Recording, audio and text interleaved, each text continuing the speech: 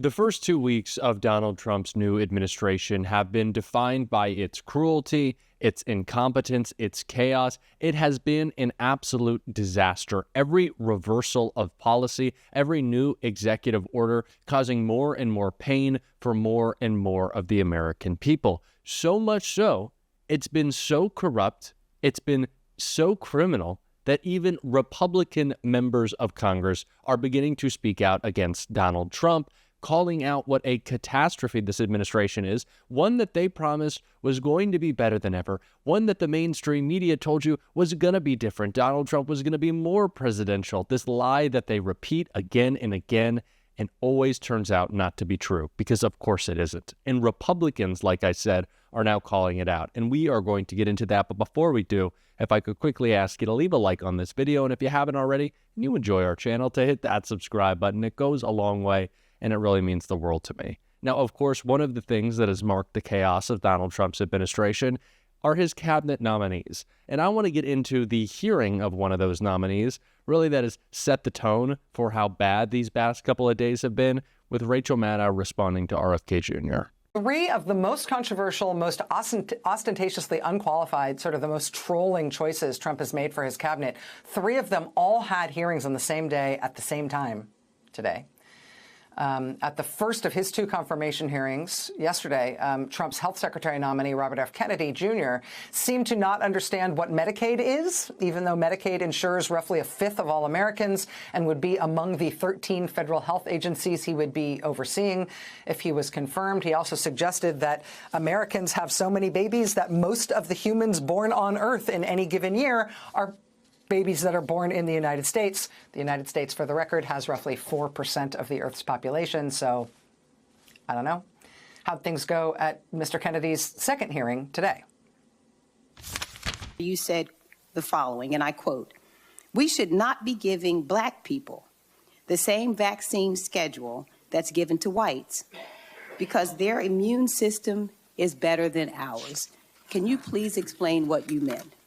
There's a series of studies, I think most of them by Poland, that show that to particular antigens that blacks have a much stronger reaction. There's differences in reaction to different products by different races. So I have 17 seconds left. Let me just ask you then. So what different vaccine schedule would you say I should have received? What different vaccine schedule should I have received? I mean, the Poland article suggests that blacks need fewer antigens. A series of studies, I think most of them by Poland, that led to some people thinking that maybe Mr. Kennedy was talking to the country of Poland, studies from Poland.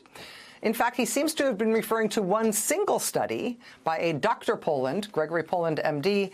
In fact, Robert F. Kennedy Jr. made a whole anti-vaccine film targeting black people using that one study from Dr. Poland. But poor Dr. Poland, for years, has been telling anybody who will listen that RFK Jr. is completely, totally wrong about his work. Dr. Poland says RFK is wildly misrepresenting his research. Dr. Poland says, quote, "We do not have a study that shows African Americans need half the vaccine dose. We do not have a study that shows African American children are being overdosed.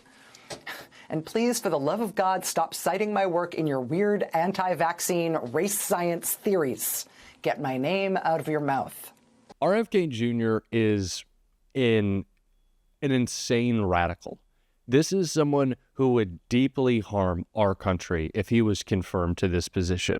RFK Jr. is a hack for his agenda. He does not care about health, wellness, safety. He wants to push his conspiracies. He is not just asking questions. I think one of the most important statements that was made yesterday was a senator who said RFK's obsession with trying to pick apart already proved science is not helping us move forward. It's keeping us in the past. He's not only doing damage to what has already been proven, what has already been studied, but keeping us from moving forward, studying more ways to keep people safe, keep people healthy. It's shameful. And it is the defining aspect of Donald Trump's administration that the people he is putting in place are hurting people. And it's why Republicans are now even starting to speak out. And I want to read a little quote from the Wall Street Journal about one of those Republicans. Republican lawmakers, including those most supportive of the president, are beside themselves with anxiety. When you speak to them off the record, between friendly acquaintances, and ask how it's going, they shift, look off, shrug. You know how it's going. A GOP senator who supports the president had a blanched look. He doesn't do anything to make it easy, he shrugged. What is the meaning of the averted eyes and anxious face? It means Trump 2.0 isn't better. It means for all the talk of the new professionals in the Trump operation, they have to get used to the chaos again and ride it, tempting the gods of order and steadiness. After 1 week, they concluded the first administration wasn't a nervous breakdown, and the second isn't a recovery. Instead, again, they're on a ship with a captain in an extended manic phase who never settles into soothing depression. Now, if I had to guess, I would say this off-the-record senator putting a couple of pieces together is probably Lindsey Graham. We saw over the weekend Lindsey Graham talk about how Donald Trump has been breaking the law, has been acting in an unconstitutional way with his executive action, and he's pretty fed up with it. And I think Lindsey Graham also may be a little shaky on a couple of Donald Trump's nominees. But in classic Lindsey Graham fashion, it's off the record. Again, this is just speculation, but this is who I think it is. It's all off the record. Can't actually say it. Can't actually have a spine. No bravery for Lindsey. No. Off the record. That is defining of these Republican senators. You are elected to be leaders and you can't stand up to Donald Trump. It's embarrassing. It's embarrassing. And especially in the face of such a grave threat, grave political threat, and not even just through this administration, but for years to come after in Kash Patel. Some of that Rachel Maddow called out in a great clip I want to check out here. Now, this is a job that should not be open because FBI directors have 10-year terms. FBI Director Chris Wray has 3 years left in his 10-year term, but he inexplicably decided to resign before his term was up, which had purely and only the effect of making it easier for Trump to install someone new in the job. That was nice of him. But now, thanks to Chris Wray, here we are. As January 6th pardon recipients start to get arrested for other crimes after Trump pardoned them, as one January 6th pardon recipient was killed in an altercation with police at a traffic stop yesterday in Indiana. As the Justice Department today starts to investigate its own prosecutors for having had the temerity to bring charges against January 6th rioters in the first place. Let's just take this one day at a time. Let's just take a second to reflect on who Trump is trying this week to install as head of the FBI, as head of the 38,000 men and women of the nation's premier federal law enforcement agency with all of its immense power and responsibility. We will go out and find the conspirators, not just in government, but in the media. Yes, we're going to come after the people in the media who lied about American citizens, who helped Joe Biden rig presidential elections. We're going to come after you. Whether it's criminally or civilly, we'll figure that out. But yeah, we're putting you all on notice. And that is Kash Patel, Donald Trump's pick to run the FBI, describing his plans for the second Trump administration. That was in an interview in 2023. You might have heard about that quote. You might have heard that quote. You might have also heard him describing his plans for the FBI's headquarters building in Washington, D.C. I'd shut down the FBI Hoover building on day one and reopening the next day as a museum of the deep state. Well, hey, at least he is pro-museum. So, those are two of the relatively recent statements by Kash Patel that I think have captured people's imagination, that have received a lot of traffic since Trump shockingly named him as his choice to run the FBI. But there's been such a fire hose of news and stuff to keep up with all of these radical nominees.